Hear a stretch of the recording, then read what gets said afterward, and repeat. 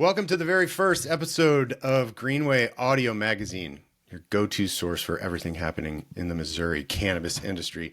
I'm Tim Pickett, and alongside is my co-host, Brandon Dunn of Greenway Magazine. Hi, Brandon. Hello, Timothy. And we're going to be diving deep into stories that are shaping this market. So whether you're a business owner, industry insider, or just a passionate consumer, there's a lot of those here. We've got you covered with the latest trends, sales insights, marketing strategies, and exclusive interviews with the people driving this industry forward. So let's get into it. This is Greenway Audio Magazine.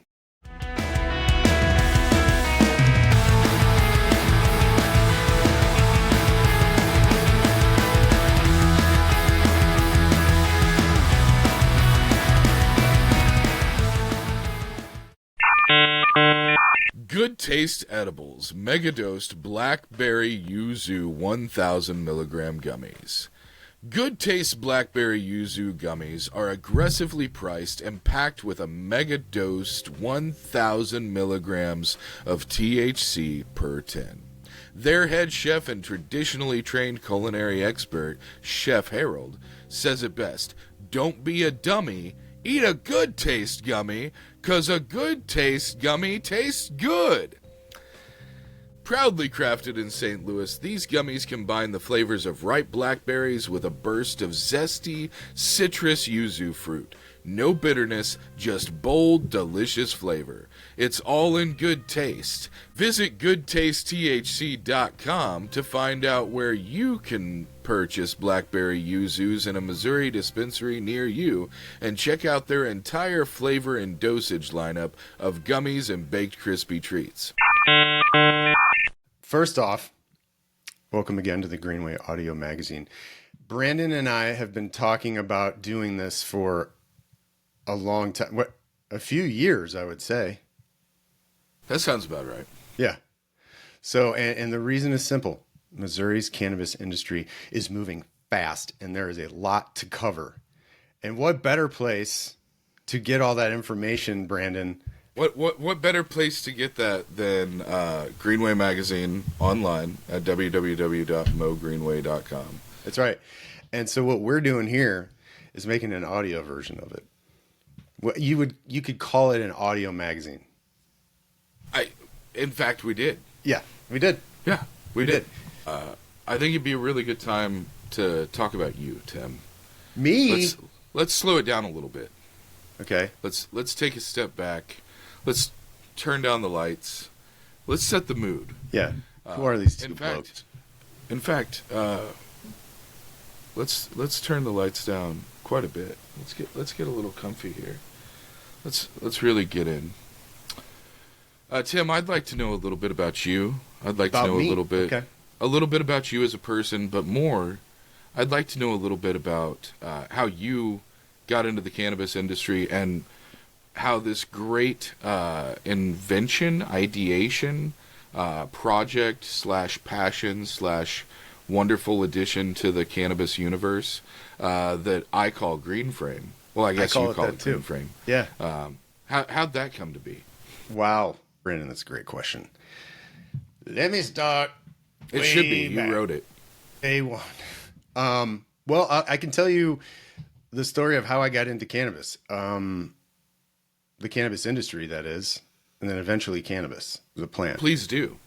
So it's an interesting story. I came from music. I was in the music industry for 15 years. It's a long time to be in the music industry. I got a degree in music business. Can you believe that's an actual degree? I can. It was cool. I don't know if it would hold any weight anywhere now. It wouldn't.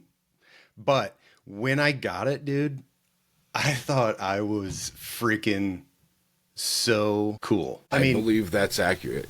I mean, it was the late 90s. I graduated in 2000 from Columbia College in Chicago. Music business degree. That was going to be my life in music forever. I loved it. Loved everything about it. You know, didn't turn out.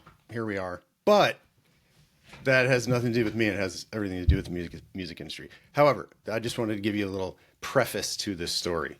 So, was in music, maybe like 2006 or something like that. I met through a friend of a friend, a football player by the name of Kyle Turley.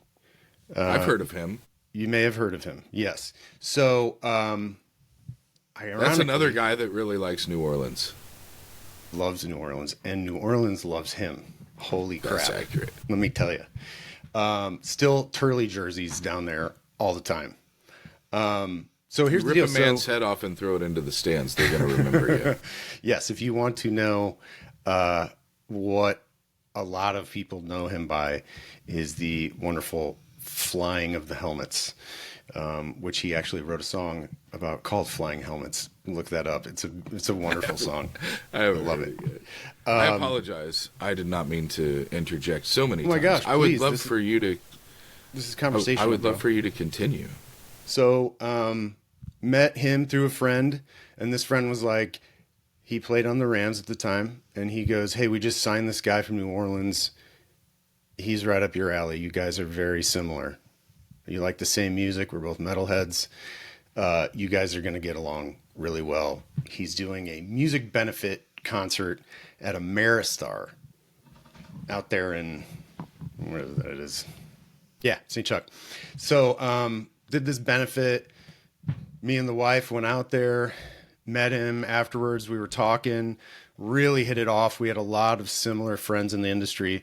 And he was like, "Hey, let's keep in touch." And I was like, "Yeah, okay, cool." Never thought I'd hear from him again. Literally next day, phone rings. "Tim, it's Kyle Turley. What's up, dude?" I was like, "Oh, hey." He's like, "Hey, do you want to like jam? You want to come over here and jam?" And I play drums, so he plays guitar and sings, and was like, "Come on over, let's jam." I'm like, "All right, cool." So went over there, and we would jam at night, during the day, all the stuff for months. And we would talk about, man, one day we're going to start a record label, and we should do that one day. I'm like, "Yeah, okay, cool." Just vibing, playing some music, thinking about all the cool things that we wanted to do with our lives, even though he was playing in the NFL, which is pretty much the pinnacle of most males' dreams. But so we did that, and I guess it was so this was 2004. So 2006, he calls me and goes, literally, "Quit your job. We're starting a record label." And I was like, "Are you serious?" He goes, "Yeah, we're doing it." And at the time, I worked for a different record label, blah, blah, blah. And so we decided, and I put in my notice and started Gridiron Records with him and some other people, signed bands, toured. It was everything I ever wanted to do in my life. It was unbelievable. But then reality hit the music industry pretty hard, and they did not... They fought the digital side of music for too long, and it led to their downfall. And the music industry basically went away overnight. Retail, all that kind of stuff. It was crazy. So it didn't really work out, but it was so much fun while it happened. Fast forward a couple years later, and he starts making music. He does like country and kind of southern rock kind of stuff, and it was awesome. So we were touring with like Hank 3 and a bunch of other country artists. And while we're touring, I start kind of noticing, when you're on a tour bus, you're very close to other men. You notice and see everything that's going on. And I started to notice kind of big fluctuations in mood, how he was feeling, physical, emotional, very rage-filled one day, very quiet the next. It was pretty intense. I'll just say that. And it was very concerning for a lot of people, especially me, because I was seeing this. He was still playing at the time. He was playing for the what's that team in Kansas City? The chefs. The chefs. He's playing for the Chiefs at the time. And Fumblerooski. Bumblerooski. So he's going through some injuries and stuff, and he's had a lot of concussions. He's up front. He's offensive line. Now, what did you play? I did. I played offensive line and defensive line and linebacker, and anything line related is basically just like a car accident every 5 I was about to say that. It's like it was literally a car crash. Every 5 minutes. You're doing it over and over and over and over. Yeah. And so eventually it's gonna affect you. And we started to realize like that might be happening. And CTE started to be talked about really for the first time. And it was very popular in the news with Bounty Gate. I don't know if you remember that. New Orleans and Greg everything. Williams. Yeah. Yes, exactly. Cut the head off and let the body die or whatever he used to say. Good Lord. So God, what a great fucking coach, man. Yes. I would have run through a fucking brick wall for a coach like that. He's still around, I think. I think I saw him recently. He is. Yeah. I know he was around a couple seasons ago. I don't know if I've seen him this season, but yeah. My God, like I get that they didn't like it, but at the same time, like your job is to go like tackle and break people. I mean, like, you're a warrior. I understand. Like here, my biggest issue is I don't want to end anybody's career, but if I hit you hard enough that you poop your pants, you're probably not coming back out for the rest of that game. Right. So I don't need to end your career. I just need to make you shit yourself, and that seems like a great idea. I should have worn my brown pants. Yes. Yeah. I'm sure there's a lot of that. So basically, what we saw, on top of the fact that these injuries and head trauma started to kind of like show themselves a little more, is also when you're playing in the NFL, they load you up with whatever prescriptions you need, whether you need them or not, really. I mean, it's like, my finger hurts and they are like, here's a bottle of this. Tim, are you saying professional athletes sometimes take prescription drugs at non-prescription levels? Yes. Yes. And the fact that it is pushed by the teams and the team doctors is even crazier. But anyway, that was happening too. So he was taking a lot of prescription pain medicine, all that kind of stuff, which that's a whole different thing on top of some of the issues that he was going through by playing football for so long at a professional level. At that point, he was like his 9th year. That's insane. So that was going on, and he was taking all of this medication, and slowly, after everybody started to show concern, myself included especially, he slowly started using cannabis. I mean, you're touring on a bus of musicians. It's there, and then he started to partake, and slowly I saw a change. It wasn't overnight, but I started to see a change in his attitude, his physical health, his mental health. It really started to almost like balance out to where, I was getting my best friend back, and to see that happen to me in real life, it blew my mind, because I had always heard, I'm a dare kid, I honestly think, at least this is what they told me. It was middle school. I was one of the first dare classes in either St. Louis or Missouri. I mean, it's one of my claim to fames, but, and you know what dare is, right? Yeah, I won the 5th grade dare essay writing contest, as a matter of fact. Up, look at us now. Here we go. So I come from that era where drugs are bad, no matter what they are, Okay. And so when you hear drugs are bad, okay, so then you hear people say, "Oh, it's medicine," and you're like, "Whatever, dude. Like, I know what I know. I know what I learned when I was a kid." even to this day, I don't love the phrasing all use is medicinal use, because I think there's a difference between medicinal benefit and medicinal use. Okay. Dude, that's a whole episode right there, bro. Yeah, it really is. So, to be able to see it as a skeptic, to be able to see it in front of me happening and benefiting him was truly amazing. And I started thinking, wait a minute, is there really something to this? Like, seriously, can this actually help people? Because it's not what I ever thought. It's not what I was ever taught, nothing. And so what I started doing is I was very intrigued by it. So I started learning as much as I could. I started, there's it might be a different name now, but it was called the Green Flower Academy, I think. And it was an online courses that you could take to learn about cannabis. So I took these courses. I was learning the biology of it, the history. It was unbelievable. You get certification, everything. I did it for CBD as well. And I was just fascinated by this.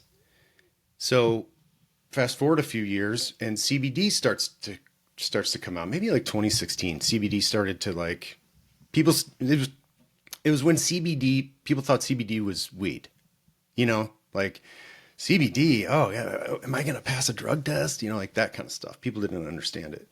So and to be fair, if it's full spectrum CBD, you will not pass a drug test. True. Yep.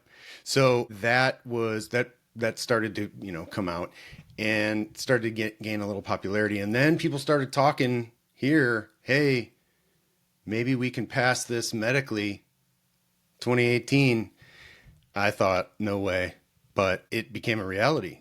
And while that was happening, I started thinking, I was working at a branding agency at the time, and I started thinking, wait a minute, that's a whole new industry of companies here from Missouri starting up that might need help with branding and packaging and that kind of stuff. And I was like, I've seen what it's done for Kyle. I love the creativity of branding and that kind of stuff. And when in your life do you get to join a brand new industry? Like when in your life does a new industry pop up? This might be it. Seriously. So I jumped at the chance and I was like, this is awesome. It's a new frontier. I believe in this plant because of what I've seen.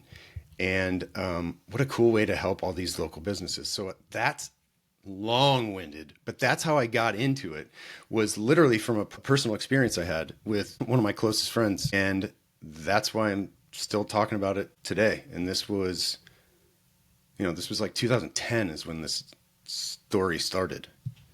I think a lot of people that, their personal story on how they got into cannabis relates to medicinal experiences, whether for themselves or for others, take a different, not necessarily viewpoint, but take a different route than people who grew up consuming cannabis as recreational users throughout their lives. And I'm in the same boat as you. The reason I got into it was because I saw the impact of CBD strains and things like that on kids, especially like Charlotte Figi out in Colorado. Charlotte's Web.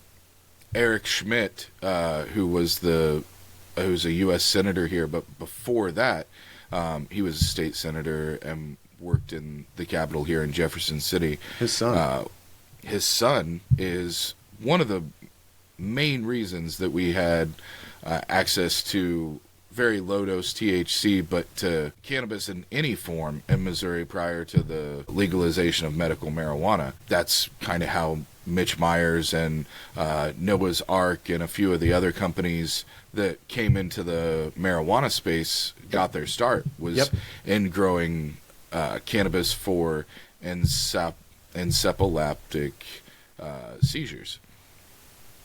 Because they only prescribed it for one condition at the time. It had to be a severe neurological condition, and I believe the only one that it was prescribed for at the time was intractable encephaloptic seizures. And we may have to edit that part because I may not be saying that correctly. But, that's where we see the background of cannabis in America, really, too, is, you know, all the stigma that was built up, no matter the original source, cannabis in many ways became a self-defeating prophecy for a while. You really buy into the stoner trope, well, then you're really buying into the negativity that goes along with it. And what we missed for 30, 40 years was all the positive sides.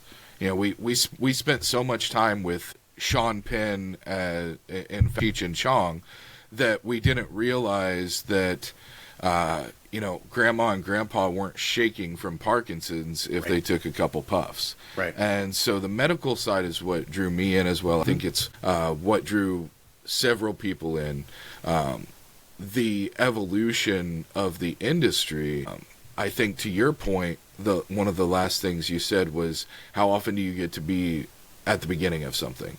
And what we saw in Missouri at the time was a lot of skepticism, but the people that were excited about it, you know, it was like Silicon Valley in the 90s. I know. It was something new, and it was something unique, and nobody really understood what they were getting into. Even the people that, you know, have been doing it for pre-existing, I don't think anyone expected it to be exactly what it became. Right. It's been phenomenally successful. It's been very well coaxed through, but a lot of that's been because our industry and the operators in our market, more than in others, tend to rely on each other.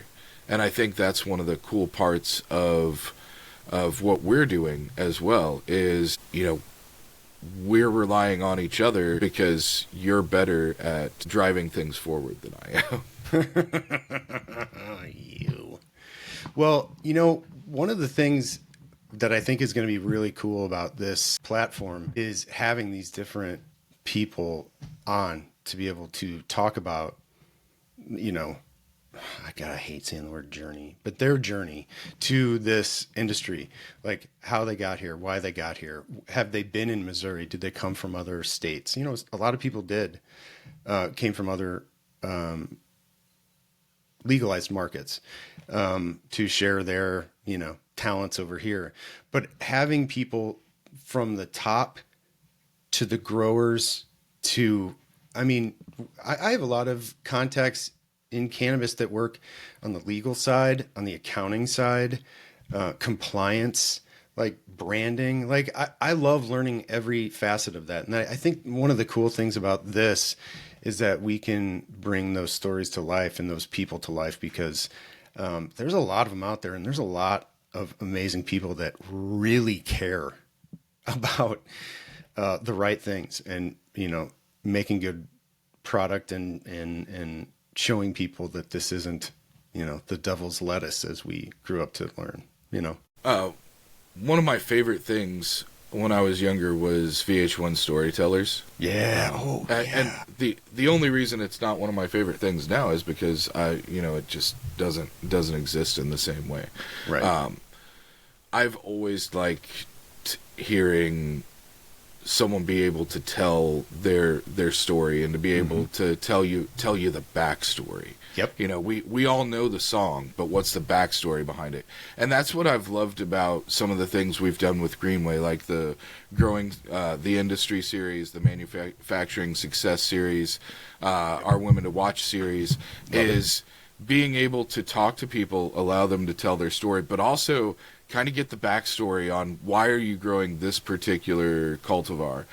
What's your operation like? You know, why are you doing bubble hash instead of BHO extraction or something like that?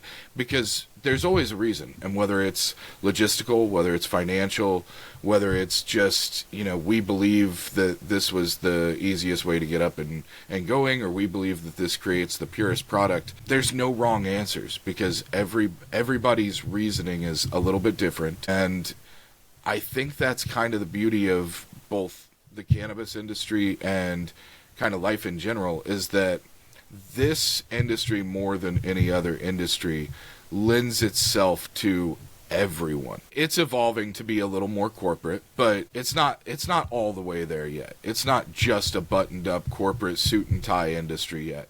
You can still walk into a boardroom and have a high school dropout, someone with a doctorate, and a millionaire in the same room, and the high school dropout is actually the guy that knows the most in the room about cannabis. So I love that. I also love that cannabis is giving people who have been in careers, this is a great example that kind of ties back into you, and in my estimation, I don't want to speak for you, but it gives people who have experience and knowledge and passion the opportunity to leave something that's stagnant or that they're just not passionate about anymore, and take their skill set. If you've been an accountant for 25 years for Sears Roebuck, and you've obviously done a terrible job because they're bankrupt, congratulations. But if you've been an accountant for 25 years for a company that still exists, and you're just not passionate about it anymore, bring your accounting expertise to the cannabis industry. Right. We love accountants. They're great. We can use all the tax benefits and loopholes that we can possibly find. If you've been in customer service, if you've been in sales, if you've been a nurse, whatever it happens to be, there's a place for people in cannabis. And that brings me back to Tim Pickett. Tim Pickett, this person who found his passion for cannabis through his experience with a best friend, a hetero life partner, blood brother. Yeah. Genuinely, like someone you cared deeply about. You found your passion for cannabis there, but you had your own career path. You were successful, in my estimation, and one of the more successful people in the state, if not the country, at what you were doing. And you decided that there's a different approach to it. Then GreenFrame's born. Let's talk a little bit about GreenFrame. Yeah. First of all, can you tell I'm blushing? I don't think you can, but I am internally. You're too handsome for anybody to know. On fire internally. Yeah. So basically, GreenFrame kind of stemmed from an idea of when I was a medical patient, still am, and went into a local dispensary and came in, talked to the bud tender that I was assigned to, and I said, "What's new? What are the new products? Like, I really want to learn more about, some of the new companies, new products coming out." And this poor person, I won't say the dispensary or anything like that because I'm not trying to, kick anyone, but this poor guy was overwhelmed, and he was like, "Listen, man, I'm not sure. There's new products coming out every day. I don't know what this is, and it bummed me out. I felt bad for him, that he didn't have this information. He was overwhelmed, obviously. And there wasn't an easy access to that. And what if I got a medical card and I was nervous about going into a dispensary, which a lot of people were at the time, myself included. Yeah. Yeah. And you're going in there and asking questions. And if you have a bad experience or you don't get the answers you want, that might be it for you. You could walk out and never come back. You could walk out and never try it to see if it helped with what you were trying to find help with. And it's all about that first experience. I agree with you 100% because I always go back to 3 lines of thought. If you're comfortable with cannabis because you've been smoking since the 1960s, and you walk into a dispensary for the first time, how overwhelmed are you by the sheer number of gummies, vapes, concentrates, etc., Right. etc.? Sure. All you've ever smoked is, homegrown flower in the backyard. Right. Yeah. That's all you ever needed. Right. And then on the opposite end of that, if that person who has experience with cannabis is overwhelmed or has the potential to be overwhelmed, and for everybody that may say that doesn't happen, it 100% happened. It happened to my uncle. So, but for every person like that, we were also bringing in, as an industry, as a culture. We were bringing in the suburban soccer mom that hadn't smoked cannabis since she was in high school. We were bringing in the 60, 70, 80-year-old geriatrics who were tired, or maybe not even tired of, but maybe they've built up such a tolerance that their pharmaceuticals are no longer cutting it. They have no experience. They don't know what to expect. We have pediatric patients that have never experienced cannabis before. And so if you're a parent with a pediatric patient, if you're a child with a geriatric patient, if you're a suburban soccer mom that's trying to find something different than Quaaludes or Wine Wednesday to balance it out, then when you walk in someplace, not only can you be overwhelmed by the sheer volume of options, but then if you speak to a bud tender, and for as many amazing bud tenders as there are, at the end of the day, a bud tender is not a medical professional. Some of them have extensive training, some of them have extensive knowledge bases, but in the same way that, you may encounter somebody at the local grocery store that just knows everything about how to butcher a cow, you also know that there are other people there that can't tell you the difference between a ribeye and a KC strip. And so with that in mind, bud tenders, first off, are supposed to not give medical advice. Right, of course. So everything they're supposed to say is supposed to be anecdotal anyway. Right. They're really only speaking to their own personal experience, because whatever their condition is, whatever their cannabis is such a complex thing that my experience is not always going to lend itself to whatever your experience is. Right. And so there's so few resources that early on in the cannabis industry, especially in Missouri, it was kind of a perfect storm for misinformation and for people to be disheartened or deflated by their experience. And I think they work off their personal experiences, but eventually they're going to be working off of feedback from other patients. And that's how they can get some recommendations. So anyway, the idea of GreenFrame came about from that experience, and I left going, gosh, that's such a bummer. Like, back in the day we had Cliff Notes. I don't know if you had those. It was like a yellow book that was, the summary of Mice and Men that was 30 pages as opposed to like 300 pages, So it was kind of like read the book quickly. And I was thinking, I wish that they had something like that. And so I went home and I started thinking, how could we do this but make it more present day? And then maybe a little interactive, or throw some cool tech in there.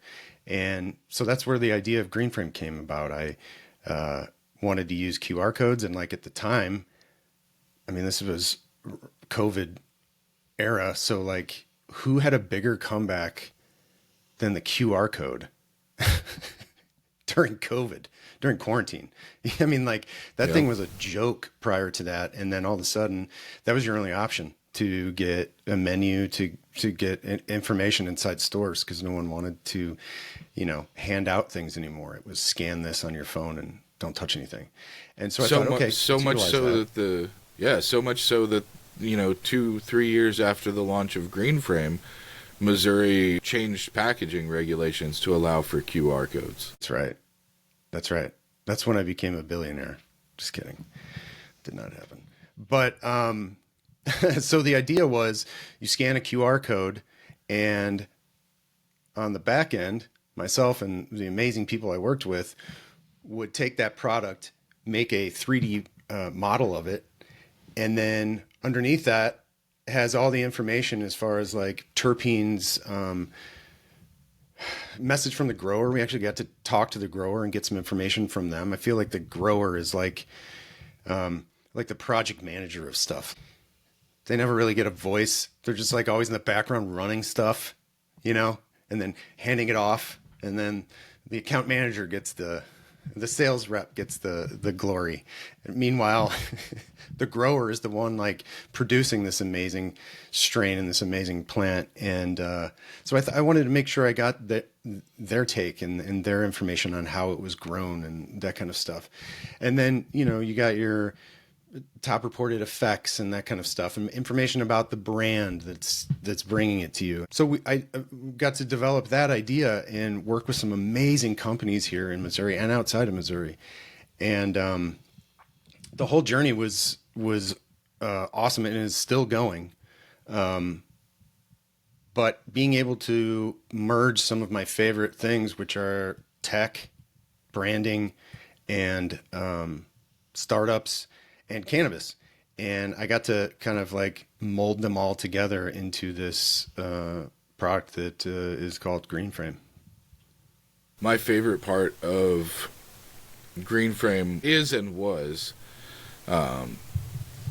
the potential.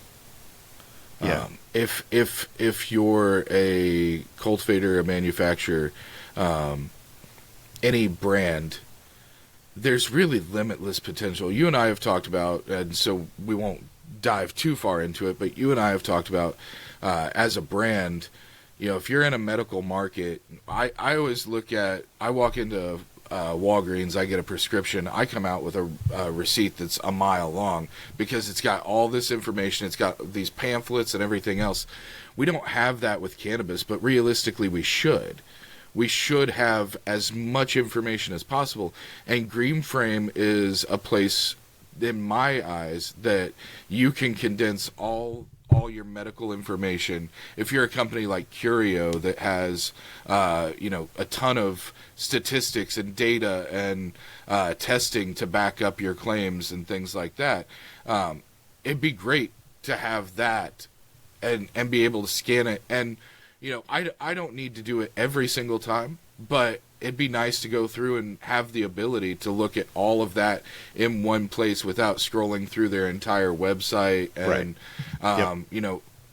and being able to do that for multiple different products, multiple different experiences.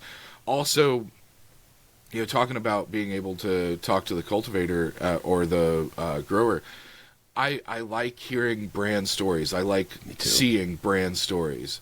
And allowing brands the ability to speak for themselves, because at a dispensary, I could go on and on about how great GreenFrame is and how much I adore the platform, because it's a tool for patients, it's a tool for bud tenders, but as a platform, it's endless as to what it can be and how it can be utilized whenever you utilize it to its full potential.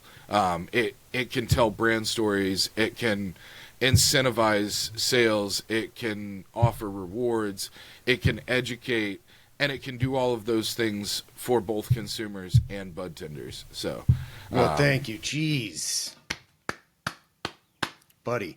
I mean, thank you. And honestly, the reason that I wanted to do it was during medical, and I wanted to, I felt like the education part was missing, or at least was lacking. And, you had all these new patients that maybe didn't know about this, had heard that it could be beneficial for them, for their ailments or whatever. And trying to give them as much information as possible.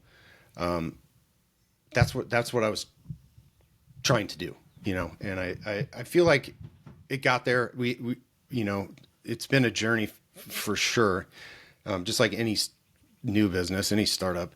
But the point of it, and luckily, what could happen with it is freaking fun. It's exciting, and I love being able to utilize the stuff that I enjoy with the creative side and the technology, and being able to do it in cannabis and in a new industry has been fantastic.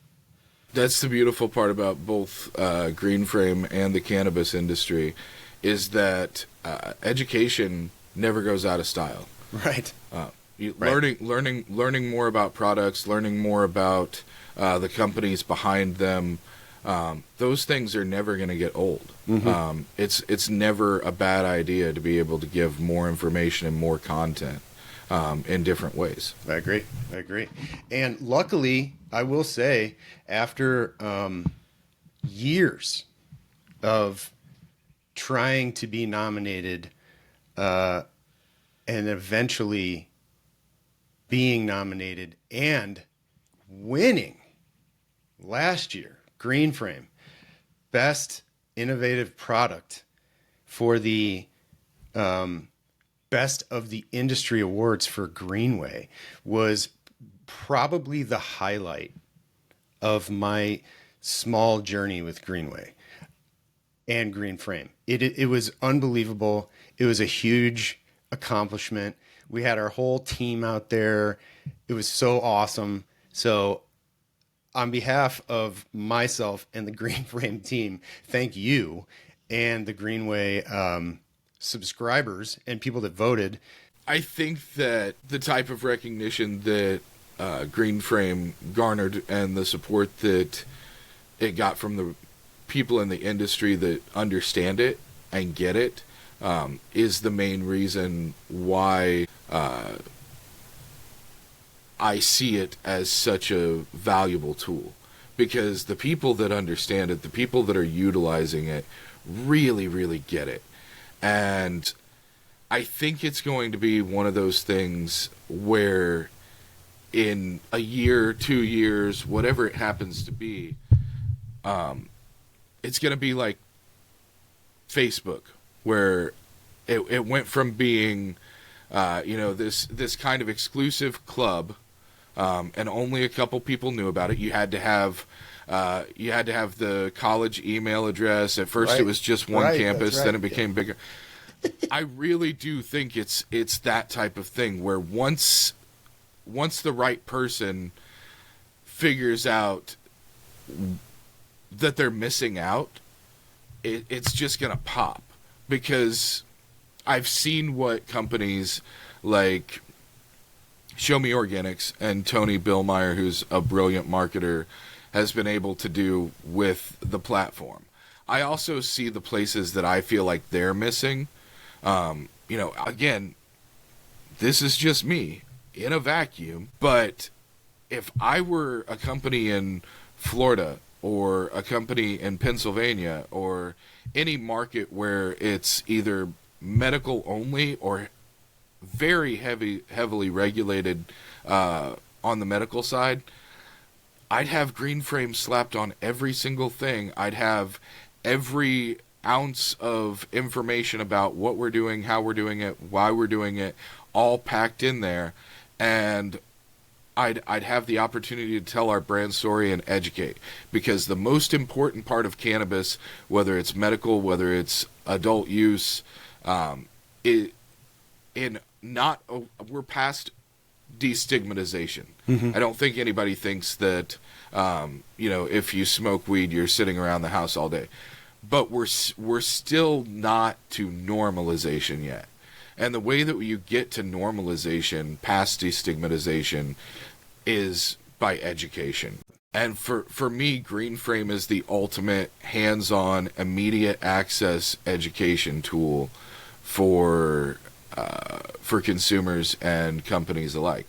And I realize that this comes off as, an ad read for GreenFrame, but it's not. It's the reason that I'm excited about our partnership is because I see you as a visionary, and I see you as somebody that has ideas that are far enough ahead of everybody else that they just haven't caught up yet. Wow. Thank you. And so wow. To be able to share space with you, be able to share conversations with you, be able to occasionally share, jokes at other people's expense with you, it is just, I couldn't ask for a better partner in doing this. Oh my gosh, stop. Jeez, thank you. Oh my gosh. I'll tell you this. I've been working on myself for a long time.